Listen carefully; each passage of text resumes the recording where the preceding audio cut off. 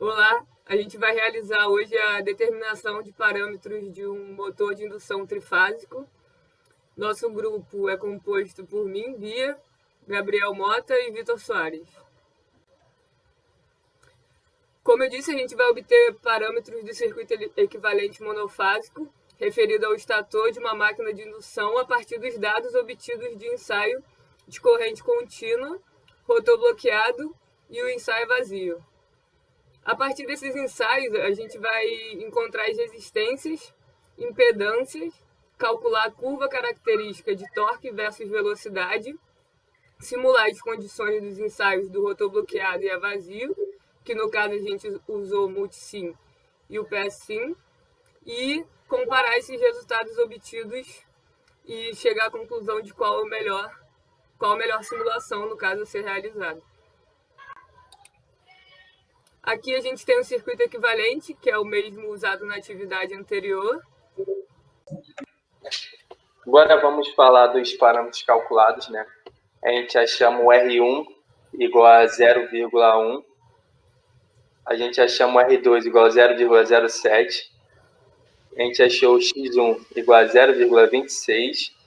O X2 igual a 0,26 também, pois essa máquina a gente consideramos ela sendo como classe A. Então, X1 e X2 são iguais. A gente achou o XM 4,75 e calculamos o RC de duas formas, né? O primeiro RC aqui, que foi o que nós utilizamos, nós calculamos ele utilizando a potência de rotação, que seria a potência do ensaio, obtida no ensaio, menos a potência dissipada no R1.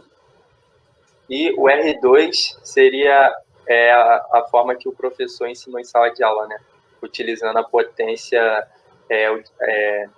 que é obtida através do ensaio.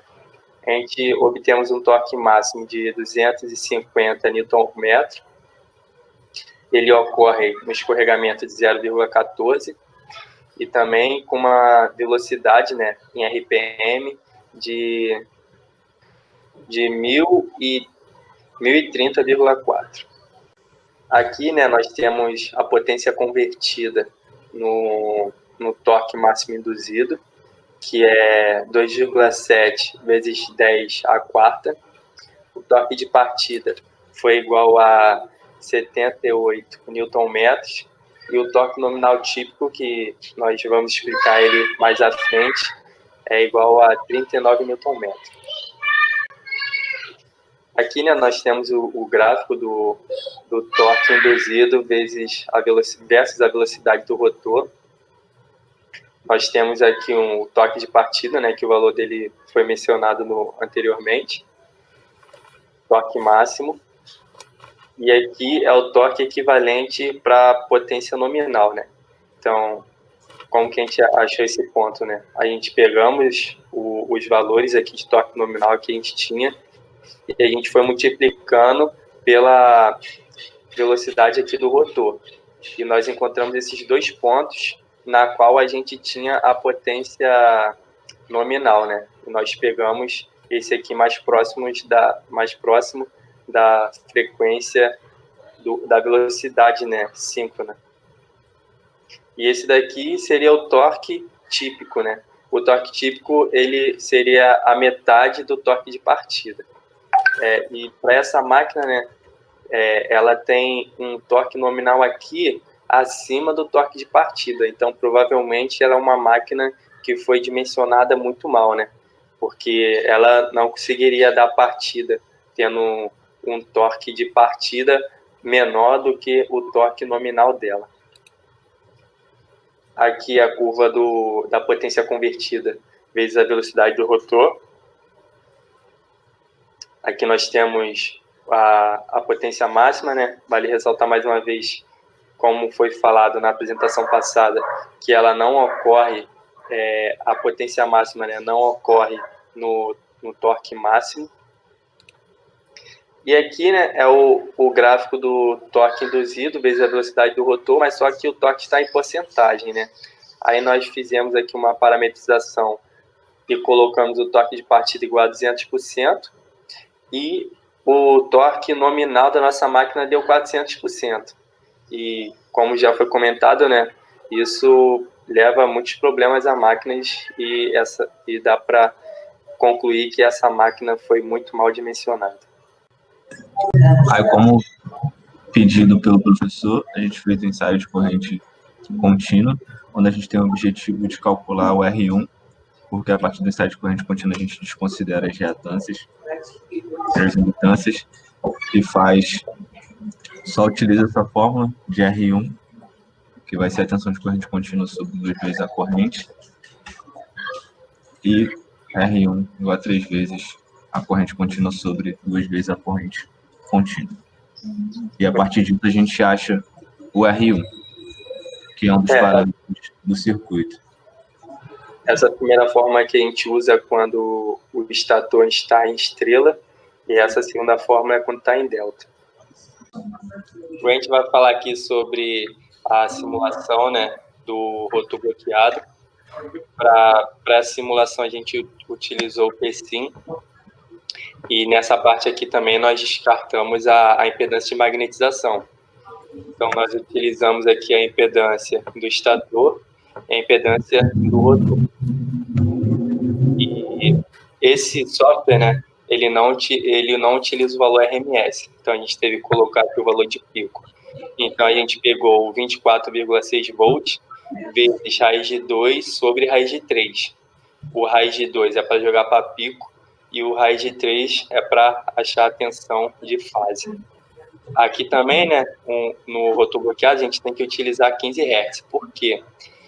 Quando a gente faz os ensaios, a gente tenta encontrar, a gente tem que chegar mais próximo, né, dos valores dos parâmetros, quando o nosso equipamento, a nossa máquina está funcionando em condições nominais.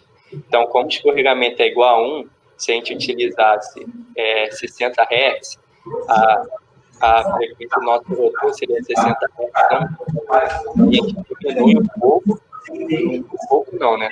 A gente diminui aqui, de acordo com a NBR, a gente diminui a frequência de entrada em 4 vezes, né, que seria 1/4 aqui de 60 Hz, para a gente poder chegar ali próximo da frequência nominal do rotor.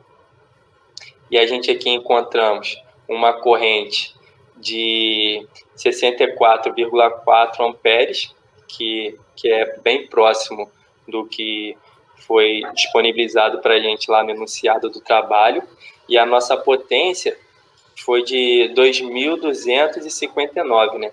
Que também é bem próximo do que foi disponibilizado para a gente. Aqui, né, só para fazer uma comparação, a gente utilizou o circuito completo, sem desprezar essa impedância aqui de magnetização, e os resultados foram bem próximos, né, dessa simulação aqui, na qual a gente desprezou a impedância de magnetização. A gente encontrou aqui uma corrente também de 66,4, foi um pouco maior que essa daqui foi 64, mas bem próximo.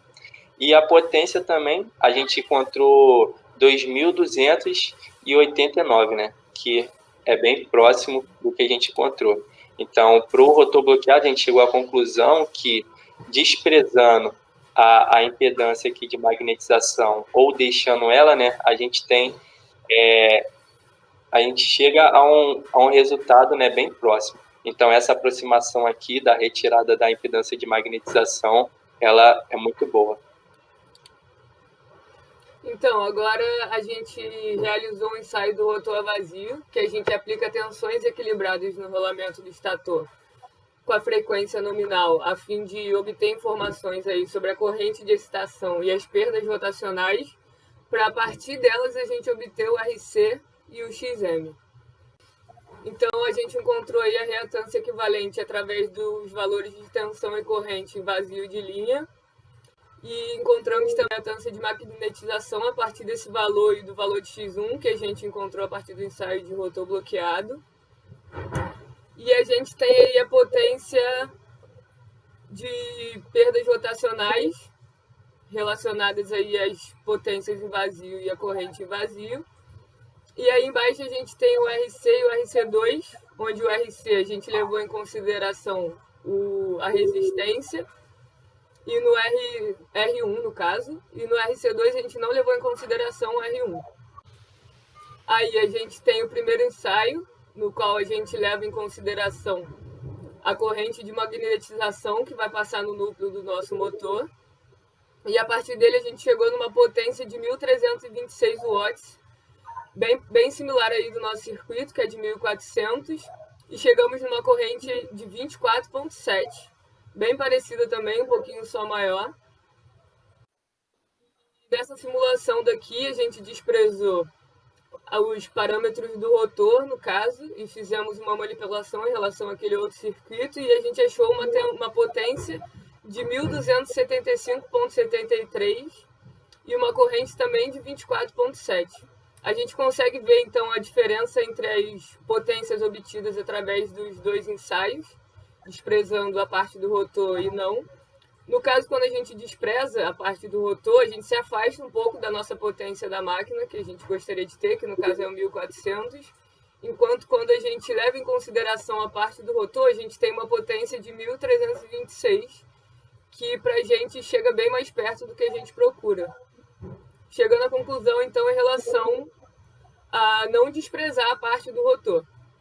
E um anexo em relação às perdas rotacionais, uma outra maneira da gente calcular eles é através de um motor auxiliar, que a gente coloca nosso motor ensaiado para rodar na velocidade nominal, e através das perdas da potência demandada pelo nosso motor auxiliar, a gente consegue ter as informações sobre as perdas rotacionais da nossa máquina analisada aí.